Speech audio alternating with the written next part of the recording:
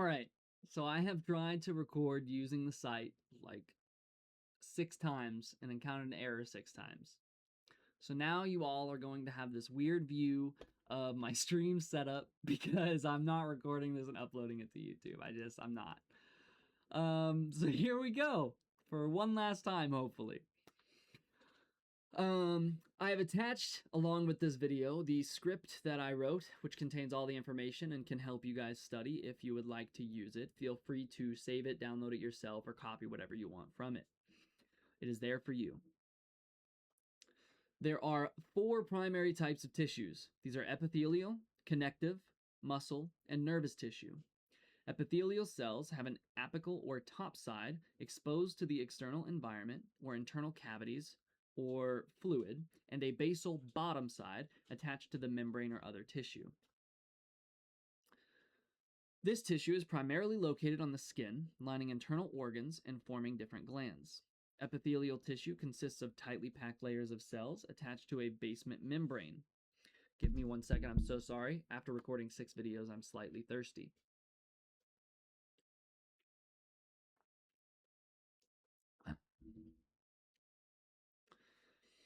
Thank you. These layers, or sheets of cells, have names based on their shapes and thickness. These are squamous, flat and thin shape. They look squished. Cuboidal, cube-shaped. Columnar, tall and thick, like a Roman pillar or a column.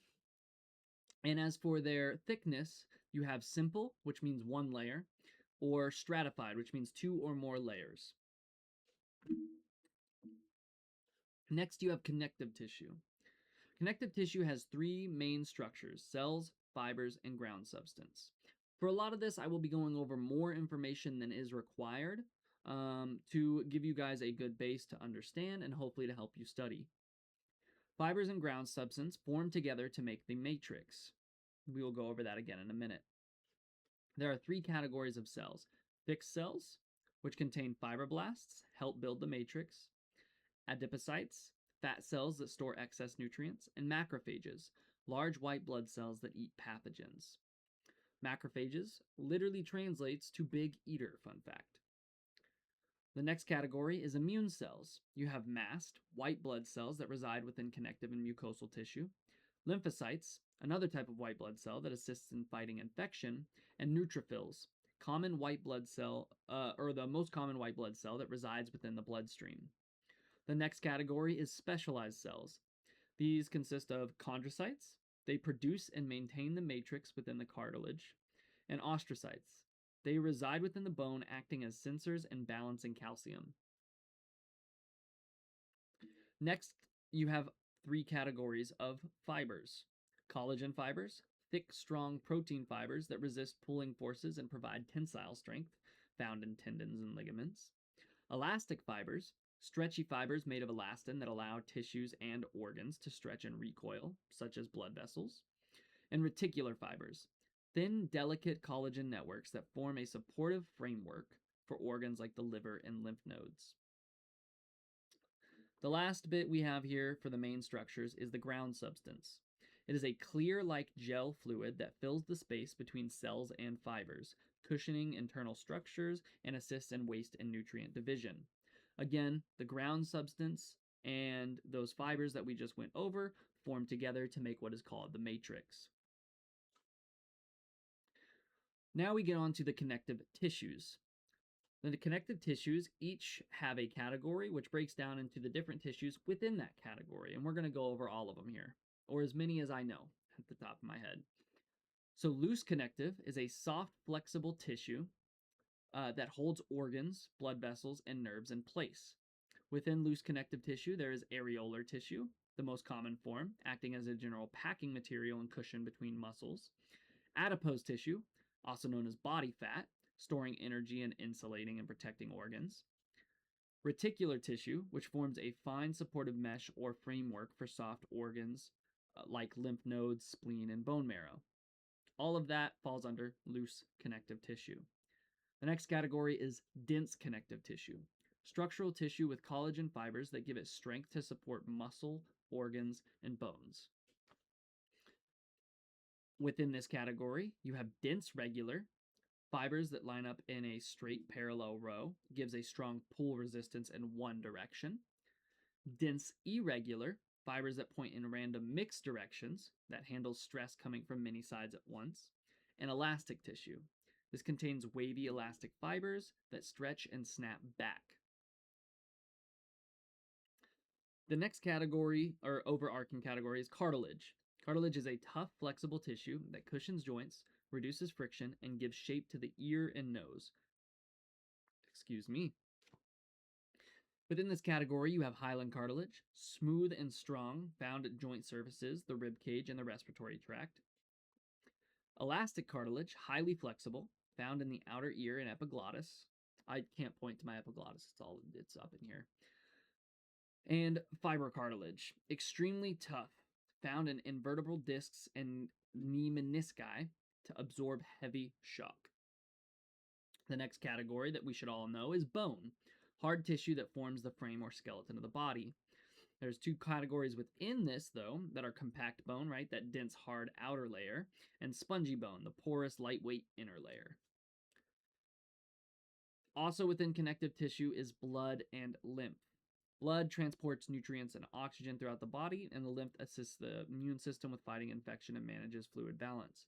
There is more to this, and I could break down the different types and pieces within blood, but that feels a little bit too extra, and I'm already doing a lot. The next type of tissue that we're going to go over is muscle tissue. Muscle tissue consists of specialized cells called muscle fibers, or myocytes, that are tightly grouped and help with push-pull motions.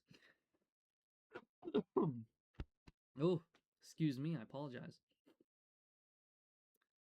Where was I here? Right. There are three types of muscle tissue. Skeletal muscle attaches to the bone and helps you move voluntarily. It also looks striped, also known as striated. Cardiac muscle, found only in the heart walls, and it is involuntary. It also looks striated. And smooth muscle lines the internal organs like the stomach, intestines, and blood vessels. It is also involuntary, but it is not striated. If you can memorize which are voluntary and involuntary, as well as which are striated and not striated, you'll be able to easily identify which muscle tissue type you are looking at, as they are all three different by just one factor, whether it is voluntary, involuntary, or striated, not striated. Within the muscle tissue are special cells. Muscle cells can be broken down into three segments as well. Myofibrils, tiny thread-like structures inside each muscle fiber. Sarcomers, the working unit that causes muscles to move. And actin or myosin, two small protein filaments inside the sarcomer. I hope I'm pronouncing that right, but I'm probably not. They slide past each other to allow for muscles to contract and release. The next large category, or category of tissue, is nervous tissue. It is made up of two primary cells, neurons and neuralgia. Again, I don't know if I'm pronouncing this stuff correct, and I apologize if I am not. Neurons receive and transmit electrical and chemical impulses from the body to the brain and back. They are made up of the cell body, or the soma. It contains the nucleus and general organelles to run the cell's metabolic activities. Dendrites, branch-like extensions that catch signals from other cells and carry them toward the cell body. And axons, a long fiber that carries electrical signals away from the cell body to other cells, muscles, or glands. Neuralgia.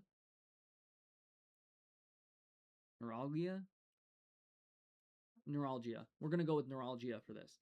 Neuralgia is the second type of cell. It supports, protects, insulates, and nourishes neurons.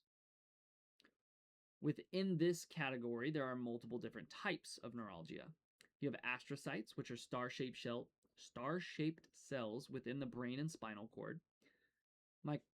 Microglia, don't know if that's right either, which are immune cells within the central nervous system. This one's going to be rough, guys. I apologize. Oligodendrocytes, which form a protective fat layer called myelin around nerve fibers. And Schwann, similar to oligodendrocytes. Hope that's right. They form a myelin myelin labor around the nerves in the peripheral nervous system. Thank you very much for watching this video, and I appreciate for all of the, how would you phrase it? Rough translation of the wordage and verbiage. I wish you all a wonderful day, and thank you very much for watching.